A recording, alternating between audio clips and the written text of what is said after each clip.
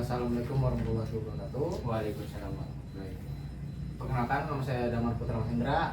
Dengan siapa saya berbicara? Bang Johan. Bang Johan. Bang Johan tinggal di mana? Di Pasar Minggu, Bang. Pasar Minggu. Ke sini naik apa? Naik angkot sampai stasiun Pasar Minggu, habis itu naik kereta. Kereta. Macet nggak tuh naik angkot? Macet, Bang. Karena kan ngelewatin pasar kan. Sama terminal. Sama terminal. Iya. Nah, sehari-hari kalau boleh tahu, Bang Johan itu kerja apa? Mahasiswa saya, Bang. Oh, masih mahasiswa. Hmm. Oke, baik-baik. Nah, sebelumnya apakah Bang Johan itu pernah melakukan sesi konseling sebelumnya? Boro-boro, Bang, maksudnya baru tahu ini. Baru tahu ini. Oke, jadi saya izin menjelaskan terkait apa itu konseling yang kita lakukan pada kegiatan kali ini. Jadi konseling itu adalah proses pemberian bantuan yang dilakukan oleh seorang ahli yang kita sebut konselor, yaitu saya sendiri, diberikan kepada individu atau biasa disebut konseli. Tujuan dari kegiatan kita kali ini tuh adalah untuk membantu konseli untuk memperoleh kesehatan mental yang baik, terus memperoleh perkembangan yang normal dan juga keterampilan dalam hidupnya. Nah, tentu dalam kegiatan kita kali ini ada pelaksanaan tertentu yang harus Mas atau Bang Johan tahu. Yang pertama ada tahap awal ini. Pertama itu ya kita melakukan kenalan, terus mulai ngeraba masukan kerjanya apa, terus perkenalan gitulah. Nah, itu setelah itu selesai baru masuk ke tahap inti, di mana saya akan mencoba meminta Mas Johan untuk menceritakan permasalahan yang sedang Mas Johan hadapi. Lalu pada tahap akhir kita akan bersama-sama mencari tahu solusi dari permasalahan dari Bang Johan. Lalu kemudian ketika proses konseling sedang berlangsung, diharapkan Bang Johan itu untuk secara terbuka menceritakan masalahnya dan juga apakah Bang Johan datang ke sini atas paksaan dari siapa, orang lain atau bagaimana? Tidak ada paksaan kan? Tidak. Oke. Nah, selanjutnya Karena pengen tahu aja, Bang. Oke, baik. Terus Bang Johan juga nggak perlu takut karena ketika proses konseling sedang berlangsung, saya tidak akan menceritakan permasalahan Bang Johan kepada siapapun. Dan juga ketika nanti Bang Johan menceritakan permasalahannya, diharapkan sesuai dengan norma-norma yang berlaku dan tidak menjelek-jelekan orang lain gitu. Apakah Bang Johan bisa memahami? Bisa, Bang. Saya? Oke, baik. Selanjutnya, bagaimana perasaan Bang Johan hari ini? Pusing, Bang. Pusing, capek, stres lah. Oke, jadi Bang Johan merasa pusing, capek, stres. Kalau boleh tahu kenapa Bang Johan mengalami hal tersebut? Agak lulus, Bang. Lulus. Iya. Oke. Skripsinya nggak kelar-kelar gitu. Kalau boleh tahu, saya akan menanyakan skala kepada Mas Johan untuk mengetahui tingkat stres, tingkat pusingnya Mas Johan. Saya akan memberikan angka dari 1 sampai 5. Angka 1 itu Mas Johan tingkat stres dan pusingnya itu rendah, dan di angka 5 tingkat stres dan pusingnya Mas Johan itu tinggi gitu. Nah, di angka berapa Mas Johan merasakan stres dan pusing? 4, Bang. 4 ya? 4. Berarti sangat mengganggu berarti ya tingkat stres dan pusingnya Mas Johan gitu. Nah, kalau boleh tahu kan tadi Mas Johan bilang nggak lulus nih. Iya. Kenapa sih kok Mas Johan nggak lulus? Apa ada kendala dalam penyusunan skripsi atau bagaimana? Sibuk, Bang. Udah kerja, gue udah kerja. Terus dosen bimbingan gue juga susah dihubunginnya. Terus males, Bang, karena udah keasikan kerja. Oke. Nah, kalau boleh tahu Mas Johan kerja apa? Kerjanya serabutan, Bang. Kadang-kadang ikut produksi film, kadang-kadang ibaratnya main game sekarang udah menghasilkan duit tuh. Dan banyak dah, Bang. Oke. Jadi waktunya tuh habis buat kerjaan, jadi enggak buat kuliah tuh udah nggak kepegang lah skripsi itu. Berarti jurusan Mas Johan di perkuliahan tuh kalau boleh tahu tuh apa? Komunikasi bang. Komunikasi. Itu tadi Mas Johan bilang juga dosen pembimbing susah dihubungin gitu Betul. kan. Seberapa susah dihubungin dosen tersebut? Pas hubungin dosen pembimbing tuh ibaratnya chat sekarang baru balas tuh seminggu bang, baru balas seminggu. Habis itu udah ngatur jadwal. Habis itu dia secara dadakan langsung membatalkan. Sebulan tuh bisa dibilang kita nih satu apa sih bimbingan ya, itu paling cuma sekali sebulan bang. Itu juga kalau ibarat jadi, kalau kagak ya bisa berbulan-bulan ketemu sama ini orang. Oke.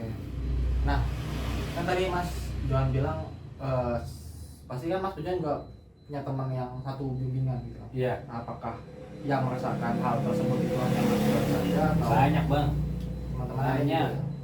Ada kali 5 orang mah. 5 orang. Oke, berarti 5 orang tersebut juga kendalanya sama kayak Mas Johan gitu, kayak susah skripsiannya itu berarti terhambat. Betul. Oke, baik. Apakah teman-teman Mas Johan juga merasakan kesal dan stres seperti Mas Johan? Karena kan Sama.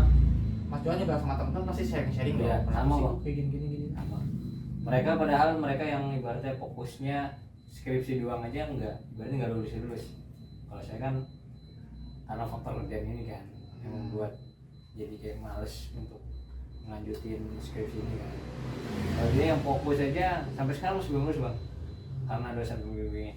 Oke, karena saya merasakan apa yang Mas Johan dan teman-teman rasakan gitu. Lalu apa yang Mas Johan dan teman-teman lakukan ketika menghubungi dosen pembimbingnya Mas Johan itu sulit sekali? Apa yang Mas Johan dan teman-teman lakukan biasanya? Biasanya kita kalau ibaratnya udah ngomongin dia terus nggak bisa, itu lebih ke pasrah sih bang. Tapi terkadang kita juga sharing sama dosen-dosen yang lain.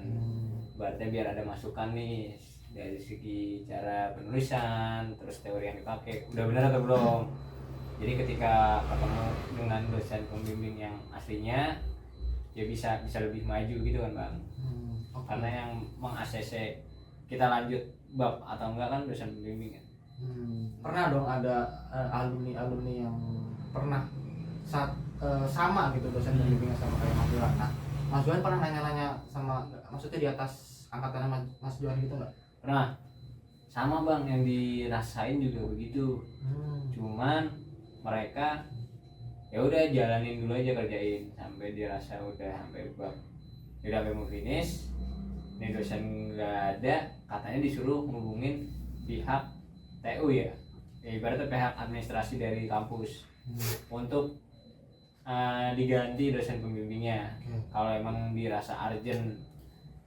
Kalau kita sih kondisinya nunggu nanti di bulan ya ibaratnya ada tanggal tertentu lah, bukan tanggal tertentu, ibaratnya dirasa nanti emang udah nih dosen nggak susah banget dihubungin, ya kita coba ngomong sama pihak kampus untuk mengganti dosen pembimbing. Jadi karena kan itu yang menghambat kan bukan saya doang kan bang, banyak. Jadi pihak kampus juga sebenarnya sedikit membantu Mas Johan dan teman-temannya gitu ya. dalam... Karena kita sebagai mahasiswa berkeluh kesah lah. Kalau ibarat kita nggak berkeluh kesah sama orang TU atau kampus juga kayaknya nggak bakal tahu. Iya. Kalau dia diem aja kampusnya kayak gitu Kan pasti punya rencana lulus dalam waktu dekat ini dong. Betul kan. Nah, apa sih yang Mas Johan usahakan untuk Mas Johan tuh supaya bisa cepat lulus dalam waktu dekat? Sebenarnya planning tuh udah ditentukan bang, mau lulus harusnya sih lulus di tahun ini kemarin awal tahun seharusnya. Cuman karena hambatan dari dosen dan pekerjaan yang menghambat juga, gue bilang caranya sejauh ini gue udah ngerjain itu semua dan tinggal nungguin keajaiban aja sih bang. Karena kalau ibaratnya kita udah buat, kan yang meluruskan kita kan dosen kan. Kalau ibaratnya dosennya tidak susah untuk dihubungin, siapa yang meluruskan kita walaupun kita udah usaha sejauh ini. Karena skripsi gue juga jatuhnya udah hampir selesai lah. walaupun gua udah tahun ke-7 di kampus kan. Iya, betul betul.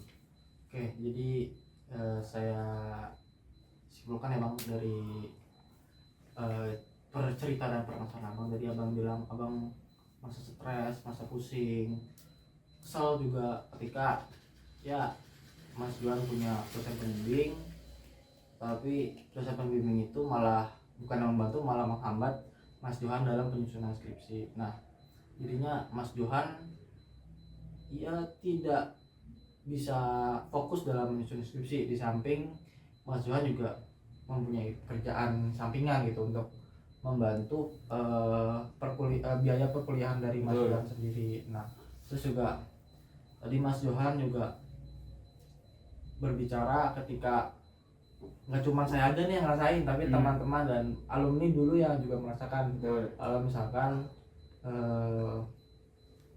nggak merasa terhambat dalam penyusunan skripsi yang dosen pembimbing ini gitu. Kayak jadi mungkin tadi Mas Johan juga udah bilang kalau Mas Johan punya planning, saya apresiasi hal itu. Tidak terpaku hanya menunggu dosen pembimbing yang sulit dihubungin, tapi juga Mas Johan bisa dan punya rencana untuk yaudah saya coba hubungin dosen pembimbing yang lain dulu, setidaknya untuk bisa membantu dalam penyusunan skripsi saya. Tadi kan Mas Johan juga udah cerita panjang lebar, Mas Johan juga ya merasa mengeluarkan unek-uneknya gitu. Nah, saya ada salah satu cara untuk Mas Johan itu bisa melepaskan ketegangan Mas Johan, melepaskan semua unek-unek yang Mas Johan rasakan dengan cara tersenyum. Nah, apakah Mas Johan bersedia untuk mencoba teknik tersenyum ini? Boleh bang. Jadi saya jelaskan sedikit dulu ya. Oke. Teknik terapi senyum itu apa? Jadi teknik terapi senyum itu adalah salah satu teknik yang dilakukan dengan menggunakan media cermin yang sudah saya siapkan, di mana media cermin ini digunakan untuk melihat ekspresi wajah Mas Johan seperti apa, dan ketika Mas Johan itu tersenyum di cermin, semoga nanti Mas Johan kita harapkan untuk bisa dan melepaskan semua unek-unek yang Mas Johan rasakan melalui ekspresi wajah seperti itu. Nah, kita akan lakukan sekarang terapi senyumnya. Boleh. Oke, Bang Johan. Jadi di sini saya Iya, sudah menyediakan sebuah cermin. Hah? Di cermin ini apa yang Mas Johan lihat di dalam cermin ini gitu? Coba bisa Mas Johan jelaskan kepada saya. Muka kesel bang.